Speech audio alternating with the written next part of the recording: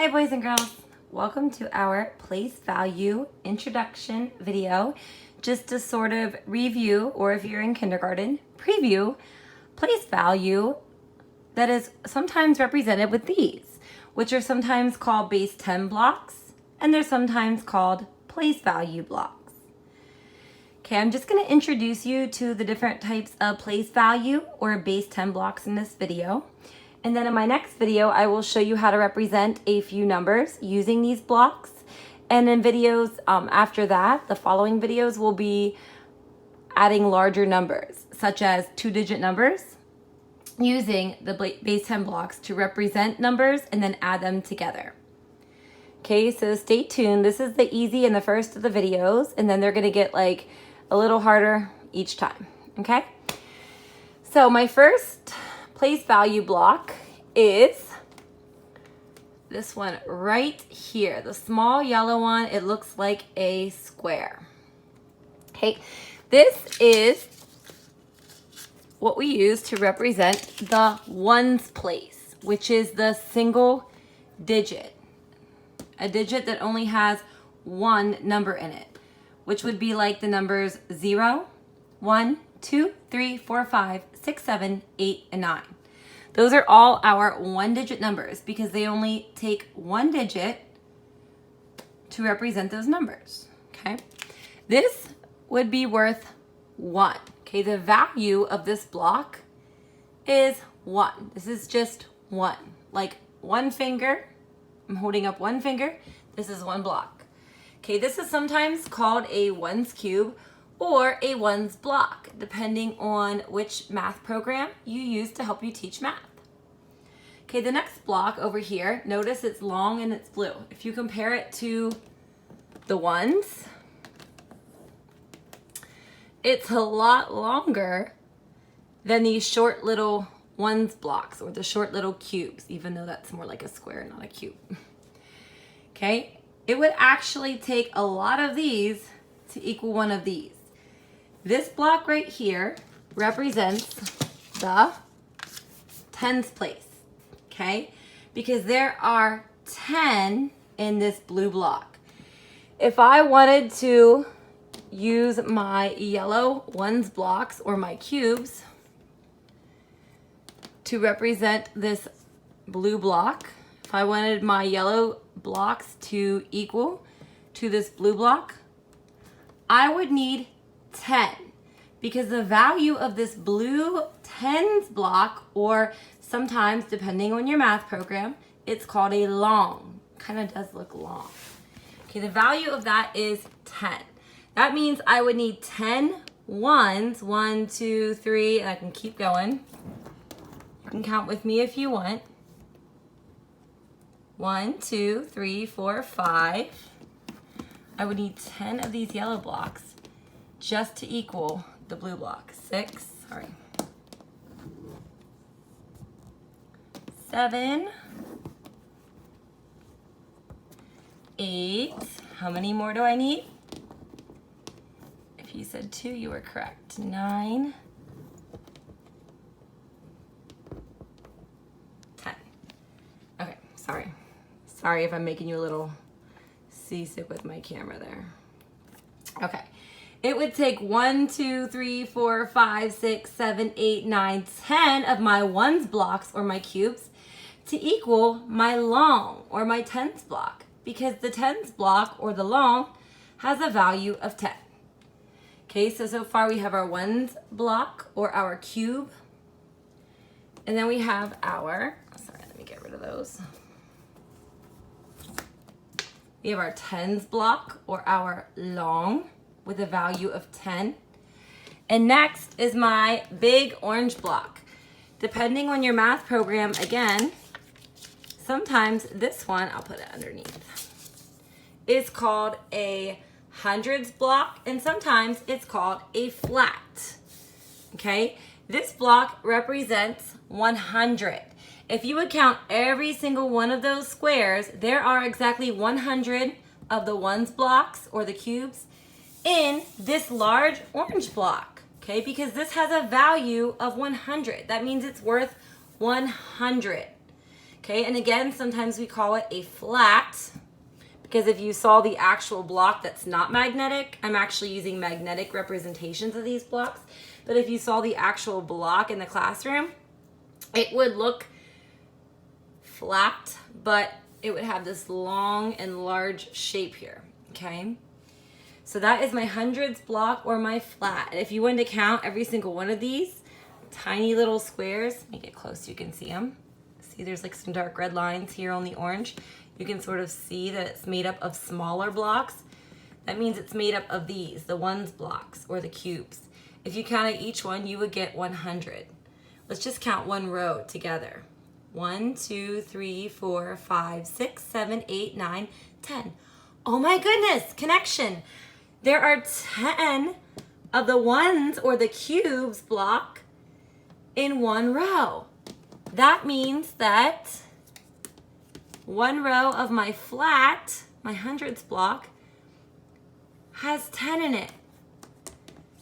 And if I took 10 of my blue tens blocks, or my longs, what we call them when we use everyday math, I would have a flat. So 10 of these blue ones equals this whole orange flat. See that? Yeah, so there's 10 columns in here and 10 rows of 10 in here. Okay, and we know that 10 times 10, or if we count by tens 10 times, we get 100. See, 10, 20, 30, 40, 50, 60, 70, 80, 90, 100. So this block is equal to 100 because it would take 100 of these ones blocks or cubes to equal this whole flat, or it would take 10 of my tens blocks, also called longs, to equal this. Okay, that's 100. Now, the next block you're not going to see much in first grade. Okay, this is a magnet, so it's still flat, but it kind of, you can see it sort of has a shape. It looks like I could reach out and pick it up because it's 3D or three-dimensional, but honestly, it's a magnet, so even though it looks 3D, it's still sort of flat. Okay, but it's to represent what the real block would look like. In the classroom, this block would be fat and huge. You might actually need 2 hands to pick it up because this is a big block and you don't even really know or learn about this block until 2nd grade, but I'm just gonna tell you what it is. This is the thousands cube or the thousands block, depending again on which math program you use. Okay, so this block is equal to 1,000. Just this one face, that means this one side, this one part right here. This is called a face. This one face has 100 in it. Okay, 100 in that one face right there. And then there's more, of course. Okay, so if this were a real 3-dimensional block that you could pick up in the classroom, you would actually have to count this flat 100. You would count 100 10 times because this one face of the thousands cube has 100.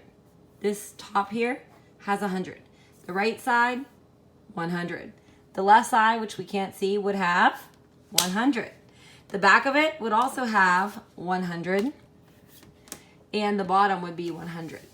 Okay, so if you would count every single little tiny square in this big fat block, you would get 1,000 altogether. Okay, one little part has 100, okay, and then this next part would have 100. It's like gluing 10 of these 100 blocks or flats together to equal this thousands cube. Okay, so this block is a thousands cube or a thousands block, and the value is 1,000. Okay, so this represents the number 1,000, which is written like this: 1, sometimes we put a comma there, 0, 0, 0. Okay, the 1 is in the thousands place, and that is our thousands cube or thousands block. All right, let's go back and recap or review.